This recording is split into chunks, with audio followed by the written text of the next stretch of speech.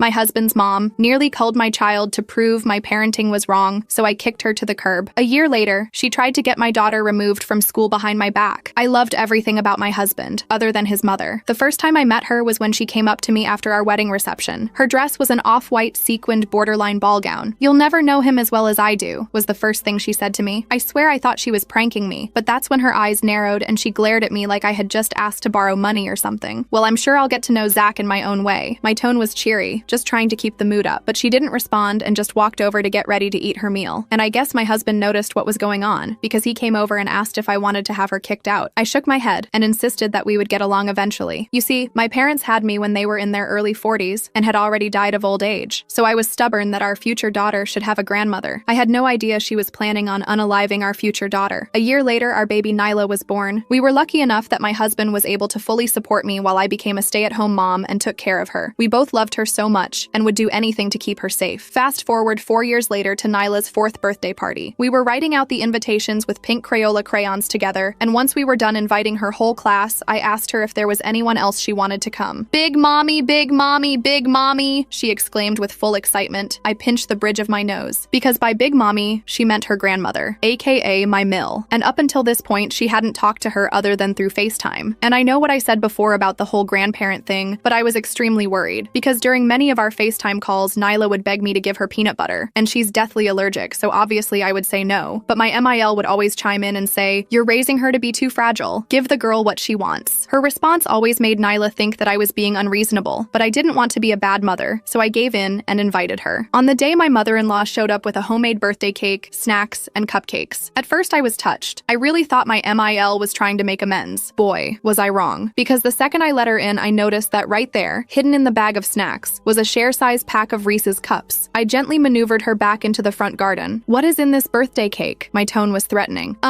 Just like, vanilla." I grabbed it from her and smelled it. Yep, it was peanut butter. "You can either leave all your BS in the car and come inside without it, or drive home." She tried to push past me, thinking I wasn't serious, but I shoved her away. Eventually, she retreated to her car and returned empty-handed. I would have told my husband about it, but the last thing I wanted was for the day to become about my mother-in-law instead of Nyla, so I settled for keeping a close eye on her while making sure she enjoyed the party. The rest of the party was pretty smooth sailing. Pink wrapping paper covered the floor, kids bought music playing, party hats, you know the drill. It wasn't until the end that my mother-in-law burned my entire life to the ground, because that's when Nyla started crying. TBH, at first I thought she just wanted attention, so I let all her friends hug her and ask if she was okay. But after just 30 seconds, she was coughing hard, like really hard. The skin turned red, and she was scratching at her throat. "Sarah," my name. "What did you do?" My mother-in-law screamed like a banshee. I completely ignored her and just focused on dialing 911 with tears in my eyes. Luckily, the paramedics were able to give her a full recovery, because the cause was simple. Someone had given Nyla peanuts. The entire class of moms stared at me while the paramedics interrogated me about whether or not I was neglectful. In the end, they concluded I was a good mom, and they left us alone. But it was still enough to plant the seed that I was unfit to parent. That night, my husband and I were removed from the parent group chat on WhatsApp. My phone was bombarded with texts from parents informing me that they didn't want their child anywhere near my home. It was so overwhelming that I spent the entire night crying into my husband's arms. I really felt like I had let Nyla down. My husband blocked his mom on everything and promised we would never see her again. This calmed me down, but not for long, because the next morning we woke up to a knock at the door. It was CPS. The social worker had tattoos covering her arms, and her face was filled to the brim with Botox. She didn't even say anything, just shoved past me and started opening all of my cupboards. "OMG, what the actual F is this?" she screamed when she spotted a jar of peanut butter. It was at the very top, somewhere Nyla wouldn't be able to reach. "Sarah was right. Your child is better off with her." I buried my face in my hands. "It's my husband's. It's kept where Nyla can't reach it, and I never touch it without washing my hands thoroughly afterward," I explained, trying to keep my voice steady. She raised an eyebrow and wrote something down. "And yet your daughter had an allergic reaction yesterday?" "Yes, at her birthday party. We believe someone gave her something with peanuts in it." "Someone? Or you?" she asked, her pen hovering over the paper. I felt my blood pressure rising. I would never give my daughter something that could cull her. She spent another 20 minutes looking through our medicine cabinet, checking expiration dates on everything, and even opening our washing machine to inspect it. She kept making these judgmental little noises under her breath, clicking her tongue and sighing dramatically. "Is this how you normally keep your home?" she asked, pointing to a single toy on the living room floor, a small stuffed unicorn that Nyla loved to carry everywhere. "Yes, we let our daughter play with her toys," I replied, trying to keep my voice steady, though I could feel my nails digging into my palms. She wrote something down with a dramatic sigh. Finally, she handed me a card with her contact information information. The edges slightly bent. I'll be filing my report. We'll be in touch about next steps. In the meantime, I suggest you think hard about whether this environment is really suitable for a child with special medical needs. After she left, I called Zach at work. He came home immediately, his tie loosened and his face pale with worry, and we sat down to figure out what was happening. We realized his mother must have called CPS using her own name to make it seem like a concerned third party was reporting us. She's trying to take Nyla from us, I said, my voice breaking. Over my dead body, Zach replied, pulling out his phone to call a lawyer, his knuckles white as he gripped the device. That night, we couldn't sleep. We kept checking on Nyla, making sure she was breathing okay after the allergic reaction. I kept replaying the birthday party in my head, trying to figure out when someone could have given her peanuts. The only person with access to peanut products was my mother-in-law. The next day, I got a text from one of the moms who had been at the party. Just wanted to let you know, I saw your MIL giving Nyla something from her purse when you were cutting the cake. Thought you should know. My hands started shaking so bad I dropped my phone. She had actually done it. She had deliberately given Nyla something with peanuts in it, knowing it could cull her. What kind of monster does that to their own granddaughter? I showed Zach the text, and he went completely white. She could have culled her, he whispered. My own mother could have culled our daughter. We spent the rest of the day documenting everything. The texts from the other mom, the CPS visit, the history of my mother-in-law's comments about Nyla's allergy. We took photos of how we stored the peanut butter safely, and I even recorded a video explaining our allergy protocols. Zach called our lawyer again, who advised us to gather as much evidence as possible, but I had this sinking feeling in my stomach. This wasn't over. This was just the beginning of whatever twisted plan my mother-in-law had cooked up, and somehow, she had managed to turn everyone against us in the process. As I looked at Nyla sleeping peacefully that night, her small chest rising and falling, I made a silent promise that I would protect her at all costs, even if it meant fighting the whole world. I woke up the next morning with my eyes swollen from crying. Zach had already gotten up and was making breakfast for Nyla. I could hear her giggling in the kitchen as he pretended to be a robot flipping pancakes. For a moment, everything felt normal. Then I remembered the CPS visit and my stomach dropped. We need a plan, I said to Zach once Nyla was distracted with her favorite cartoon. Your mom is trying to take our daughter. Zach nodded, his jaw tight. I called the lawyer again this morning. He says we need to document everything and file a formal complaint about that CPS worker. Her investigation was completely unprofessional. I agreed and spent the morning writing down everything I could remember about the visit, the way she pushed past me without introducing herself properly, how she ignored all the safety measures we had in place, the snide comments about my housekeeping. When I finished, I had 3 pages of notes. That afternoon, Zach filed a complaint about the CPS worker's behavior. The person on the phone sounded bored and told us they'd look into it. I didn't have much hope anything would come of it. We need to be proactive, I told Zach that night after we put Nyla to bed. I don't trust that CPS worker, and I definitely don't trust your mom. The next day, I ordered security cameras for inside our house. Nothing creepy, just one for the living room, kitchen, and Nyla's playroom. I wanted documentation of how we actually parented, not whatever twisted version Linda was telling people. I also started keeping a detailed log of everything we did with Nyla, what she ate, activities we did, who she talked to. It felt paranoid, but I needed to have proof we were good parents if things escalated. 3 days after the CPS visit, I took Nyla to preschool. The teacher, Miss Amber, who usually greeted us with a warm smile, barely looked at me. When I tried to chat with another mom I was friendly with, she suddenly remembered she had to make a phone call. Mommy, why is everyone being weird? Nyla asked, her big brown eyes looking up at me. I knelt down and straightened her little backpack. Sometimes grown-ups just have a lot on their minds, sweetie. When I picked her up that afternoon, Miss Amber handed me a note. This was in Nyla's cubby. I didn't see who left it. The note was typed on plain white paper. Real moms protect their kids. L. My hands started shaking. I showed Zach when I got home, and he immediately called the school to ask about their visitor policy. Anyone could have walked in and left that, he said, pacing our living room. This is completely unacceptable. The school director apologized and promised to tighten security, but the damage was done. Linda had found a way to get to us through Nyla's school. That weekend, we took Nyla to the park to try and give her some normalcy. She was running around the playground when I noticed a familiar car parked across the street. It was Linda's silver Lexus. I grabbed Nyla and pointed it out to Zach. She's watching us, I whispered, holding Nyla close. Zach marched toward the car, but it pulled away before he got close. When we got home, there was a voicemail on our landline. Just checking on my grandbaby, Linda's voice oozed fake sweetness. Since you won't let me see her, I have to make sure she's okay from a distance. That playground looks dangerous. All those germs and rough children. CPS might be interested in your negligent parenting choices. Zach deleted the message, his face red with anger. She's unbelievable. I'm calling the lawyer again tomorrow. The next week was relatively quiet, which made me even more nervous. It felt like Linda was planning something bigger. I was right. On Wednesday, I got a call from Nyla's school during nap time. Mrs. Thompson, there was an incident today we need to discuss. My heart raced as I drove to the school. The director met me in her office, looking uncomfortable. Someone called pretending to be you, she explained. They said Nyla needed to be picked up early for a surprise trip. Luckily, our receptionist thought the voice sounded off and called your cell to confirm. I felt felt sick. Someone tried to take my daughter? We didn't see who made the call, the director said. And unfortunately, the security camera outside the office malfunctioned today. I didn't believe in coincidences. This had Linda written all over it. We're concerned about having Nyla here, the director continued. This situation seems to be escalating, and we need to consider the safety of all our students. I understood what she wasn't saying. They wanted Nyla gone. The liability was too great. That night, Zach and I decided to pull Nyla from preschool. He arranged to work from home 3 days a week, and I would homeschool her for now. It broke my heart to take away her friends and routine, but her safety came first. The following Monday, I took Nyla to a different playground, one across town where nobody knew us. She was playing in the sandbox when a woman approached me. "Are you Sarah?" she asked, looking nervous. "Yes, I'm Sarah," I replied, immediately on guard. "Oh," she looked confused. "I got an email about a dangerous mother at this park. It had your picture. Said you give your kid peanuts even though she's allergic." I felt like I'd been punched. "That's completely false. Who sent this email?" "Some local mom group," she shrugged. "I don't know the person who sent it. Just wanted to check." She walked away, but I noticed other parents watching me, whispering. I grabbed Nyla and left, tears stinging my eyes. When I got home, I searched local mom groups on Facebook. Sure enough, there was a post warning about me, including a blurry photo taken from a distance. It showed me standing in my kitchen, and you could just make out a jar on the top shelf that looked like peanut butter. The post claimed I was under CPS investigation for endangering my allergic child. "She's turning everyone against us," I told Zach that night. "She's isolating us from any support system." Zach looked defeated. I never thought my own mother would do something like this. The next day, Nyla was invited to a birthday party by one of her former classmates. I was surprised but happy she wasn't being completely ostracized. I RSVP'd yes immediately. 2 days before the party, the mom called to uninvite us. "I'm sorry, but we've heard some concerning things," she said awkwardly. "I think it's best if Nyla doesn't come." "What concerning things?" I demanded. "I got a voicemail from someone who says they're close to your family. They mentioned child endangerment and CPS involvement. I can't risk having that around the other children." I hung up without responding. Nyla was devastated when I told her she couldn't go to the party. She didn't understand why her friends didn't want to play with her anymore. It broke my heart. That night, I couldn't sleep. I kept thinking about the CPS worker and how quickly she'd sided with Linda. I decided to do some digging. I found her professional profile online and looked at her social media connections. To my surprise, I discovered that she had recently connected with Linda on a professional networking site. They weren't close friends, but they were definitely in the same extended social circle. "There's a connection between them," I told Zach, showing him my phone. "It's not direct, but they know some of the same people. This could explain her bias during the investigation." Zach looked concerned. "This is a potential conflict of interest. The CPS worker should have disclosed this connection and possibly recused herself." I created a fake social media account and did some more investigating. Through careful observation of their public interactions, I found evidence that the CPS worker had mentioned working on a case that was referred to her by someone in her network who was concerned about a child's welfare. I took screenshots of everything. The next morning, we woke up to the sound of something hitting our front door. When Zach opened it, he found our door and porch covered in egg. Our neighbor across the street, an elderly man named Mr. Peterson, was watering his lawn. "You folks had a visitor last night," he called out. "Silver car, older lady, drove by real slow around 2 a.m., then something flew at your door." Zach thanked him and came back inside, his face grim. "That's it. I'm going to confront her directly." I was worried about Zach facing Linda alone, but he insisted. He drove to her house while I stayed home with Nyla, anxiously waiting for updates. When he came back 3 hours later, he looked exhausted. "She denied everything," he said, collapsing onto the couch. "Cried and said we're alienating her from her granddaughter. Said she's filing for grandparent visitation rights through the court." "Can she do that?" I asked, panicking. "Our lawyer says she can try, but it's usually only granted in cases where the grandparent had an established relationship with the child, or if one parent is deceased. Neither applies here." I felt slightly relieved, but still uneasy. Linda was escalating her tactics, and I was worried about what she might do next. The following week, we received official notice that Linda had indeed filed for grandparent visitation rights. Her petition cited the peanut incident as evidence I was an unfit mother, mentioned the CPS involvement, and claimed Nyla's removal from school was an attempt to isolate her from outside support. "This is insane," I said, reading through the paperwork. "She's the one who gave Nyla peanuts. She's the one who called CPS. She's twisting everything around." Our lawyer advised us to gather as much evidence as possible before the hearing. We collected statements from our pediatrician about Nyla's allergy and our careful management of it. We got a letter from Zach's workplace confirming he was working from home to help with Nyla's education. We printed out the screenshots of the CPS worker's connection to Linda. The day before our court date, I was helping Nyla clean up her crayons when I noticed a drawing she'd made. It showed a tall figure labeled Big Mommy holding a bottle with magic drink written on it. Next to it was a smaller figure labeled Me, with tears coming down her face. "Nyla, sweetie, what's this picture about?" I asked, trying to keep my voice casual. Nyla looked up from her coloring. "Big Mommy said she has a magic drink that will make me not allergic to peanuts anymore, but it tastes yucky and makes my tummy hurt." I felt ice in my veins. "When did Big Mommy tell you this?" "When she came to my school for lunch," Nyla said, already losing interest interest in the conversation and reaching for another crayon. "She came to your school?" I asked, trying not to sound as panicked as I felt. "Uh-huh. She said it was our secret." I immediately called Zach, who came home early from work. We sat down with Nyla together and gently asked her more about these visits. Apparently, Linda had somehow been getting into the school during lunch periods, claiming to be on the approved pickup list. She'd been telling Nyla that I was keeping her sick on purpose, and that her magic drink would cure her. "Did you ever drink the magic drink?" Zach asked, his voice shaking slightly. Nyla shook her head. "It smelled like the bad butter, the one that makes me get owies on my skin. Peanut butter." Linda had been trying to give Nyla peanut products, telling her it would cure her allergy. I felt physically ill. We called our lawyer immediately and added this new information to our case. He suggested we record any future interactions with Linda, which was legal in our state as long as one party consented to the recording. The next day was our court date. Linda showed up in a conservative navy dress, looking every bit the concerned grandmother. She had brought photo albums of Zach as a child and spoke tearfully about wanting the same close relationship with Nyla. She claimed I was unstable, possibly suffering from postpartum depression even years after Nyla's birth, and that I was using the peanut allergy to control everyone around me. "I only brought peanut butter to test if the allergy was real," she told the judge, dabbing at her eyes with a tissue. "So many mothers these days invent allergies for attention. I was concerned for my granddaughter's development." Our lawyer presented our evidence: the pediatrician's confirmation of the severe allergy, the screenshots showing Linda's connection to the CPS worker, statements from neighbors about the egging incident, and Nyla's disturbing drawing. The judge seemed concerned but didn't make an immediate decision. Instead, he ordered a temporary arrangement. Linda would get supervised visitation once a week, with a court-appointed supervisor present at all times. I was devastated but tried to stay positive. At least there would be someone watching her every move. The first visit was scheduled for the following Saturday. The supervisor, a woman named Carla, seemed professional and took her job seriously. Linda was on her best behavior, bringing appropriate gifts for Nyla and playing the role of doting grandmother perfectly. But I noticed how she kept telling Nyla that mommy's rules are too strict and grandma knows best. After the visit, Carla seemed charmed by Linda. "She clearly loves her granddaughter," she told me. "I don't see any reason for concern." This pattern continued for 3 more weeks. Linda would act perfect during the visits, while subtly undermining me to both Nyla and the supervisor. After the 4th visit, Carla submitted a report suggesting the supervision requirement be relaxed. I was at my breaking point. Linda was winning, and I felt powerless to stop her. That night, after putting Nyla to bed, I sat down with all of Nyla's recent drawings. There were more pictures of Big Mommy with the magic drink. In one, Nyla had drawn herself with spots all over her body, labeled "after drink." I realized Linda was still trying to convince Nyla to drink something with peanuts in it. She was playing the long game: gain visitation rights, get the supervision removed, and then cure Nyla's allergy by exposing her to the very thing that could cull her. I knew I needed more concrete evidence than children's drawings, so I came up with a plan. The next time Linda dropped Nyla off after a visit, I would record our interaction and try to get her to reveal her true intentions. The opportunity came the following weekend. As Linda was saying goodbye to Nyla, I casually mentioned that Nyla had been talking about a magic drink. "Oh, that's just a little game we play," Linda said with a dismissive wave. "Kids and their imagination." I waited until Nyla was inside with Zach before continuing. "She says you told her it would cure her peanut allergy." Linda's fake smile dropped. "Well, maybe if you weren't so neurotic about every little thing, she wouldn't even have allergies. Children develop these things because their mothers are overprotective." I kept my phone recording in my pocket as I replied, "Allergies don't work that way. Exposure to peanuts could cull her." Linda rolled her eyes. "Please, one day you'll thank me for fixing your child. My Zach never had any of these special needs. I raised him to be strong. By giving her something she's deathly allergic to?" I asked, trying to keep my voice steady. "Sometimes children need to build up tolerance," she said, her voice taking on a lecturing tone. "All this coddling is why kids today are so weak. If you'd let me spend more time with her without your interference, I could help her overcome this so-called allergy." I had what I needed. I ended the conversation and went inside, my hands shaking as I played the recording for Zach. His face went from shock to rage to determination. "We're ending this now," he said, calling our lawyer. With the recording, Nyla's drawings, and our previous evidence, we filed for an emergency hearing to revoke Linda's visitation rights. The judge listened to the recording and looked at the drawings, his expression growing more concerned by the minute. "Mrs. Zachariah," he addressed Linda directly, "are you telling this court that you believe you can cure your granddaughter's medically documented severe allergy by exposing her to the allergen?" Linda tried to backtrack, claiming she was misunderstood, but the damage was done. The judge immediately suspended all visitation and ordered a full psychological evaluation before any further contact would be considered. As we left the courthouse, Linda followed us to the parking lot, screaming that we were keeping her from her rights as a grandmother. Several people stopped to watch the scene unfold, including one of the moms from Nyla's old preschool. I saw the recognition in her eyes as she witnessed Linda's unhinged behavior. The next day, that same mom texted me, "I think I owe you an apology. I believed some things I heard about you that I now realize weren't true." It was a small victory, but it felt huge after weeks of being isolated and vilified. Slowly, as word spread about Linda Linda's behavior and the court's decision, other parents reached out too. The tide was beginning to turn. We still had a long road ahead. Linda wasn't giving up easily, and we knew we needed to stay vigilant. But for the first time in weeks, I felt like we might actually win this battle. Nyla was safe for now, and we had proof of what Linda had been trying to do. That night, as I tucked Nyla into bed, she asked me a question that broke my heart. "Mommy, is Big Mommy mad at me because I'm broken?" I held her close, fighting back tears. "You are not broken, sweetie. You are perfect exactly as you are. Big Mommy is confused about some things, and that's why she can't visit right now." "Will she get unconfused?" Nyla asked, her eyes already drooping with sleep. "I don't know," I answered honestly, "but what I do know is that Daddy and I will always keep you safe. That's our most important job." As I watched her drift off to sleep, I made another silent promise. Not only would I protect her from harm, but I would also protect her from ever feeling like she was broken or wrong because of her allergy. And I would make sure Linda never had the chance to make her feel that way again. The next morning, I woke up feeling more determined than ever. This wasn't just about keeping Linda away from Nyla anymore. It was about making sure she understood that she would never be able to manipulate or harm our family again. We needed to be proactive, not just reactive. I started by calling Nyla's old preschool and explaining the situation in full. The director was horrified to learn that Linda had somehow been getting in during lunch periods. They immediately reviewed their security procedures and discovered that Linda had been claiming to be me, using my ID number from their system. They promised to implement photo verification for all visitors going forward. Then I reached out to the parents who had contacted me after witnessing Linda's courthouse meltdown. They were surprisingly supportive now that they knew the truth. One mom even admitted that she had received multiple anonymous emails about me, all coming from the same address, which turned out to be Linda's email with a slight variation. "She created a whole fake identity to spread rumors about you," the mom told me, sounding embarrassed for having believed it. I should have questioned it more. With each person I spoke to, the web of Linda's deception became clearer. She had been systematically working to isolate us from any support system, all while positioning herself as Nyla's savior. It was calculated and terrifying. But now that people knew the truth, Linda's power was diminishing, and I was determined to keep it that way. The next few days were weirdly quiet. No calls from Linda, no strange cars driving by our house, nothing. It made me super nervous, like when you're watching a horror movie and the music stops right before something jumps out. I kept checking our security cameras obsessively and made sure Nyla was never alone, not even for a minute. "Maybe she finally got the message," Zach said one night after we put Nyla to bed. He was scrolling through his work emails, trying to catch up on everything he'd missed while dealing with his mom's craziness. I shook my head. "I don't think so. This doesn't feel like giving up. It feels like regrouping." I was right. 3 days later, I got a text from a number I didn't recognize. "Thought you should see this. Linda's been telling everyone you're mentally unstable." There was a screenshot attached of a Facebook post in a private local mom group. Linda had created a whole fake profile under the name Sarah's Concerned Friend and was sharing all these made-up stories about me having episodes and dangerous behavior around Nyla. I showed Zach, and he immediately called our lawyer. "Can we get a restraining order based on online harassment?" he asked, pacing around our kitchen. The lawyer said we needed more direct evidence that it was actually Linda behind the account. So I made a plan. I created my own fake profile and joined the mom group. Then I sent a private message to Sarah's Concerned Friend, saying I had some information about the Thompson family that might be useful. Linda took the bait immediately. "I'm actually Nyla's grandmother," she wrote back. "I've been trying to protect her from her unstable mother. What information do you have?" I took screenshots of everything and sent them to our lawyer. He filed for an emergency restraining order the next day. The judge granted it temporarily, pending a full hearing in 2 weeks. I felt like I could breathe a little easier with the restraining order in place, but I was still on edge. Linda had proven she didn't respect boundaries, legal or otherwise. I doubled down on our security measures, adding motion sensor lights outside and making sure all our windows and doors were locked at all times. A week later, I took Nyla to the grocery store. We were in the cereal aisle when I heard someone call my name. I turned around and saw Catherine, one of the moms from Nyla's old preschool. My first instinct was to grab Nyla and walk away, but Catherine looked genuinely apologetic. "Hey, I just wanted to say I'm really sorry about everything," she said, fidgeting with her shopping list. "I should have talked to you directly instead of believing rumors." I nodded, still cautious. "It's been a really hard time for us." "I bet," she said. "Look, there's something you should know. Linda came to our monthly book club last week. She didn't know I was friends with Megan, who saw her meltdown at the courthouse. She was telling everyone you've been diagnosed with Munchausen by proxy, and that's why you're making up Nyla's allergy." My blood ran cold. "That's completely false." "I know," Catherine said quickly. "Megan called her out on it and Linda went ballistic, started screaming about how everyone was against her and how she was going to save Nyla one way or another. It was scary, honestly." I thanked Catherine for telling me and hurried through the rest of our shopping. As soon as we got home, I told Zach what happened. He called the lawyer again to update him on this new development. The day of our restraining order hearing arrived. I was a nervous wreck, checking and double-checking that we had all our evidence organized. We had the screenshots of Linda's fake profile, statements from parents who had witnessed her behavior, the recording of her talking about curing Nyla's allergy, and now Catherine's written statement about the book club incident. We arrived at the courthouse early. Our lawyer met us in the lobby, looking feeling confident. "We have a solid case," he assured us. "The judge takes threats to children very seriously." Linda showed up right before the hearing started. She was wearing a conservative gray dress and had her hair pulled back in a tight bun. She looked like she was auditioning for the role of respectable grandmother in a Lifetime movie. Her lawyer was a slick-looking guy in an expensive suit who kept checking his watch. The hearing started with our lawyer presenting our evidence. The judge listened carefully, occasionally asking clarifying questions. When the recording of Linda talking about fixing Nyla's allergy was played, I saw the judge's expression harden. Then it was Linda's turn. Her lawyer tried to paint her as a concerned grandmother who was being alienated from her granddaughter. He claimed I was the unstable one, making up stories about Linda to keep her away from Nyla. "Your Honor, my client has never given her granddaughter peanut products," her lawyer said smoothly. "These allegations are completely fabricated by a mother who is using her daughter's supposed allergy to control everyone around her." I felt Zach tense beside me. The lawyer continued, "We have evidence that Mrs. Thompson has been diagnosed with anxiety and depression in the past. We believe she is projecting her own issues onto her mother-in-law." That was a low blow. I had seen a therapist briefly after Nyla was born for some mild postpartum anxiety. It was completely normal and had nothing to do with my parenting abilities. Our lawyer objected, pointing out that my mental health history was irrelevant and that we had concrete evidence of Linda's dangerous behavior. The judge sustained the objection. Then Linda took the stand. She put on a tearful performance about how much she loved Nyla and how worried she was about her well-being. "I just want what's best for my granddaughter," she said, dabbing at her eyes with a tissue. "I've never tried to harm her. I simply questioned whether her allergy was being managed properly." Our lawyer cross-examined her, bringing up the recording. "Mrs. Zachariah, in your own words, you stated that you wanted to fix your granddaughter by exposing her to peanuts. How do you explain that?" Linda's face hardened for a split second before she composed herself. "I was frustrated and speaking metaphorically. I would never actually give her peanuts. And the magic drink you told her about, the one that would cure her allergy, that was just a game," Linda insisted. "Children love magical thinking." Our lawyer then pulled out a surprise piece of evidence, a receipt from Linda's credit card showing she had purchased peanut butter the day before her supervised visit with Nyla. "Can you explain why you purchased this item when you knew your granddaughter has a life-threatening allergy to it?" Linda looked flustered. "I eat peanut butter myself. It had nothing to do with Nyla. Yet you told Nyla about a magic drink that smelled like the bad butter that gives her always on her skin." "Those are her words, Mrs. Zachariah." Linda's facade finally cracked. "She needs to build up tolerance," she snapped. "All these allergies kids have nowadays are because parents coddle them too much. When I was raising Zach, we didn't have all these special snowflake conditions." The courtroom went silent. Even her lawyer looked shocked at her outburst. The judge called for a brief recess, and Linda's lawyer immediately pulled her aside, speaking to her in harsh whispers. When court resumed, the judge didn't waste any time. "Based on the evidence presented, I am granting a permanent restraining order prohibiting Linda Zachariah from contacting Sarah Thompson, Zachary Thompson, or Nyla Thompson in any way. This includes in person, by phone, email, social media, or through third parties. Mrs. Zachariah is to remain at least 500 feet away from the Thompson family's home, Nyla's school, and any other location where they are present." I felt tears of relief spring to my eyes. The judge continued, "Furthermore, I am ordering Mrs. Zachariah to undergo a psychological evaluation before any reconsideration of this order can take place. This court takes threats to children very seriously, especially when those threats come from family members who should be protecting them." Linda stood up, her face contorted with rage. "This is ridiculous. She's turned my own son against me. She's poisoning my granddaughter against me. Mrs. Zachariah, control yourself or you will be held in contempt," the judge warned. Linda's lawyer grabbed her arm and whispered something to her. She sat down, still fuming. As we left the courthouse, I felt like a massive weight had been lifted from my shoulders. Zach looked relieved but sad. "I never thought it would come to this," he said quietly as we walked to our car. "My own mother. I'm sorry it had to be this way," I told him, squeezing his hand. "I really did try to make it work with her." "I know," he said. "This isn't on you. She made her choices." We picked up Nyla from my friend Anna's house, where she'd been playing during the hearing. She ran to us with a crayon drawing in her hand. "Look what I made," she exclaimed, holding up a picture of our family, just the three of us, standing in front of our house with big smiles. That night, after Nyla was asleep, Zach and I sat down to talk about next steps. "I think we should move," he said. "Not far, just to a different neighborhood, somewhere Linda doesn't know the address." I agreed. "And maybe a new preschool for Nyla too, a fresh start for all of us." Over the next few weeks, we found a house in a nearby town and enrolled Nyla in a new preschool that had excellent security measures and was very accommodating of her allergy. We didn't tell anyone our new address except for a few trusted friends. Moving day was exhausting but exciting. Nyla loved her new pink bedroom, and I loved the bigger kitchen with plenty of counter space for cooking allergy-safe meals. Zach seemed more relaxed than he had been in months. As we were unpacking, our doorbell rang. I froze, immediately thinking of Linda. Zach went to check the security camera we'd installed and relaxed. "It's just our new neighbors," he said. I opened the door to find a friendly-looking couple with a little boy about Nyla's age. They introduced themselves as David and Rose and their son Bobby. They had brought us a welcome basket with a handwritten note that said, "We heard you have a peanut peanut allergy in the family, so everything in here is nut-free. I almost cried at their thoughtfulness. We invited them in for coffee, and while the kids played, we chatted about the neighborhood. It felt so normal, so drama-free. I hadn't realized how much tension I'd been carrying until I felt it begin to melt away. Over the next few months, Nyla thrived in her new environment. She made friends at her new preschool and loved her teacher, Miss Campbell. Her allergy was taken seriously by everyone, and she never had to feel different or broken because of it. We heard through Zach's cousin that Linda had been telling everyone we moved to Alaska to keep Nyla away from her. We decided to let her believe that. The further she thought we were, the better. One day at a local moms group meetup, I met a woman named Christine who had recently moved to the area. As we chatted, she mentioned she used to live in our old town. "Do you know Linda Zachariah?" she asked casually. I tensed up immediately. "Why do you ask?" Christine sighed. "She was banned from seeing my sister's kids years ago. Same kind of stuff. Undermining parenting decisions, ignoring allergies, trying to turn the kids against their mom. I just wondered if you'd had any run-ins with her, living in that area." I was stunned. "She's my mother-in-law," I admitted. "We actually moved here to get away from her." Christine nodded knowingly. "You're not the first. My sister moved to Colorado for the same reason." It was oddly comforting to know we weren't Linda's first targets. It confirmed that none of this was our fault. It was all Linda's issues. But it also made me sad to think about how many families she had hurt with her behavior. 6 months after our move, we celebrated Nyla's 5th birthday at our new house. It was a small party with her new friends, pink balloons everywhere, and a nut-free cake that I made myself. No drama, no emergencies, no Linda. As I watched Nyla laughing and playing with her friends, I felt a deep sense of peace. We had protected her from someone who was supposed to love her, but instead tried to harm her. We had rebuilt our lives in a new community that accepted and supported us. And most importantly, Nyla was happy, healthy, and safe. That night, after all the guests had gone home and Nyla was tucked into bed with her new stuffed unicorn, Zach and I sat on the back porch with glasses of wine. "We did it," I said, clinking my glass against his. "We protected our family." "We sure did," he replied, putting his arm around me, "and we always will." I leaned into his embrace, watching the stars come out in the clear night sky. Linda was out of our lives for good, and our future was brighter than ever.